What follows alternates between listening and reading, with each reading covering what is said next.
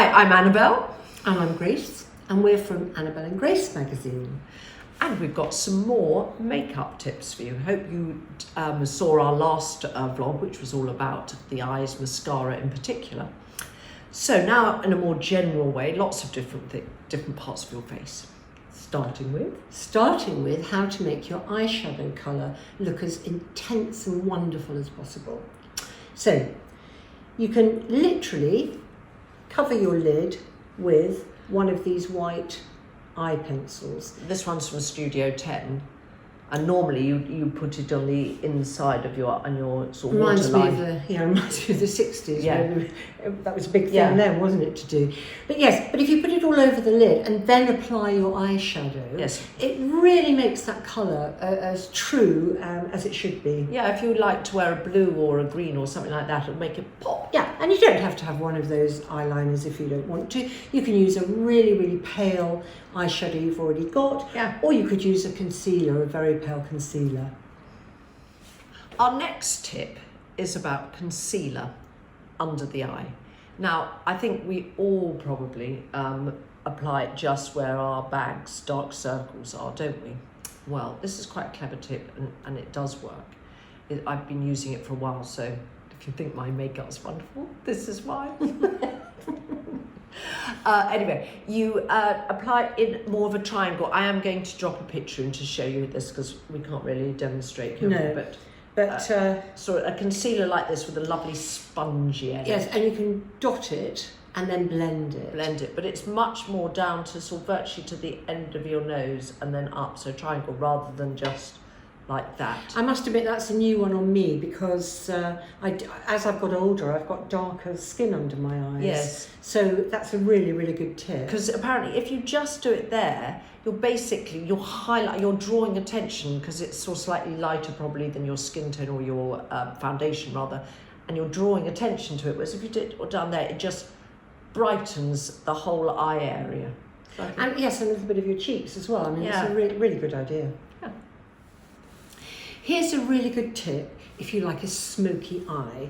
Now, if you're anything like Annabel and I, we've been putting a little bit of darker eyeshadow on the outer corners of our eyes because we know that's going to look really good, but it's quite difficult to get exactly the right amount of eyeshadow on, and sometimes it ends up being not quite where you want it. Goes under my eye, sometimes makes me look like I've got dark circles. Yeah, so if you have an eyeliner pencil, something like this, and you draw a slanted hashtag, we all know what a hashtag is now from all our social media. Yeah. So you just basically draw two lines. Exactly. That way. And that will give you the right amount of colour, and you just blend it in with your fingertip. Yeah, very good. I have actually used this. I haven't. Can't really see, but anyway, the diagram will show you better, I think. Yes. So, on to lips. Now, if you want that sort of Cupid's bow, you always need to, at our age, use an lip liner rather, because we tend to get little lines here, don't we? And so if you put lipstick on, it will just bleed into those lines, really unattractive. So you use a lip liner. Now, to get that Cupid's bow, though, is quite difficult. So what you do is you draw something like this. You draw a little X like that, and as a guide. Yes, as a guide, and then you fill in. Do you see? So, but instead of just trying to do it round like this and create your own Cupid's bow, you just take that corner and do one, that corner and do the other. And also it's much easier. Yeah, and if you do have those little, are they called marionette lines? Yeah. Don't forget Trini London. She sells a wonderful, wonderful thing called Miracle Blow. We're huge fans of it. It's a bit like polyfiller, and you can put a bit of that on before you do this cross and get your beautiful Cupid's bow. Yeah. Now this is something that you've probably seen your mother doing, or even your grandmother. Yeah. But it's a good old trick, and it really does work. Put a coat of lipstick on, blot it with a tissue, and then you put some translucent powder on top of it, and that will give a good base to put another coat of lipstick, which will then last you a lot longer than it would if you just put one coat on. And do remember that when you put all your lipstick on, even with the powder trick that Grace just told us about, to make sure that it doesn't transfer to your teeth, just put a finger in there like that, and then that takes all the lipstick off from the inner bit, which transfers onto your teeth, which is not an None of us attractive look. want lipstick on our teeth. Now, a lot of our makeup comes in tubes these days, and it's a bit like toothpaste, isn't it? You're trying to wind it down to get the maximum amount out, but you never really can completely empty them. So a good trick is to cut the tube open, and you'll be able to actually scoop out. There will be quite a lot in there that you can still use, perhaps last you another week or two, and just put it in one of these little tiny pots. I mean, this one happens to be one that Trinny London gives you when you buy one of her products. Yes.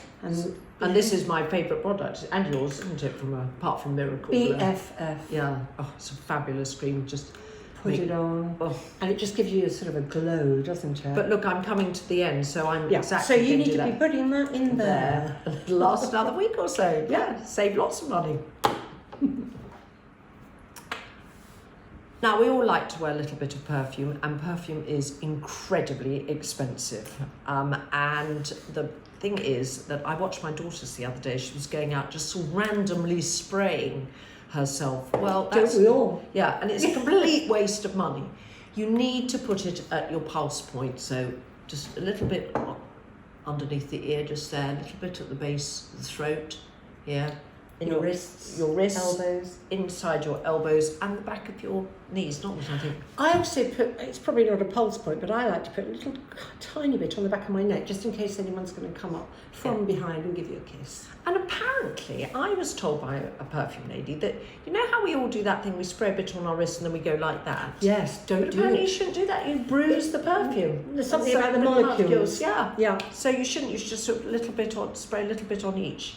Yes, and apparently you don't want to put too much on because you're going to smell a bit like a perfume factory. Yeah. We want to have a subtle waft. So I actually don't put it on all of those pulse points, but I actually just do my wrists and then there, and that's it. Yes, you just want to be considered a fragrant woman. Yes. I tried to change my perfume the other day. I wear Stella, but my daughters wouldn't let me because they said it just, whenever they smell that perfume, it reminds them of me. So I've kept it. I love it actually, so it doesn't matter. I don't mind staying with it, but I just thought I'd try a new one. No, they said.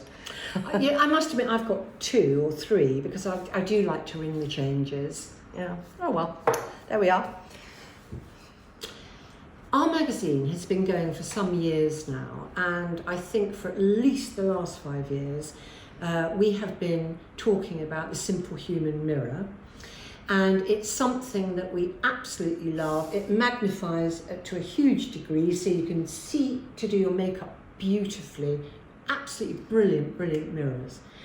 And they light up as well. It lights up as you draw near, and as you go away, it automatically switches off.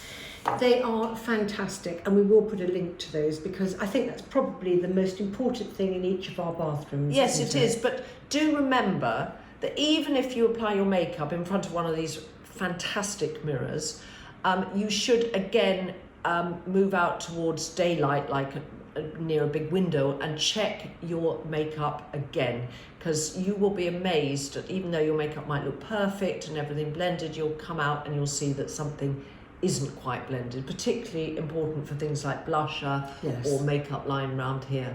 Yes. Okay. Yeah. So anyway, that's the end of our makeup tips for now, and we hope you'll all try them and look glowing and gorgeous, as I know you all can. And don't forget to go to the Annabel Grace website, because there are hundreds and hundreds of tips, not just for makeup, but for well-being, fashion, travel, books to read, so much on our website. And our recipes, that's one of our most popular recipes. You've got those. We've got over 700 tried and tasted recipes, so please, please do come and visit us. Bye.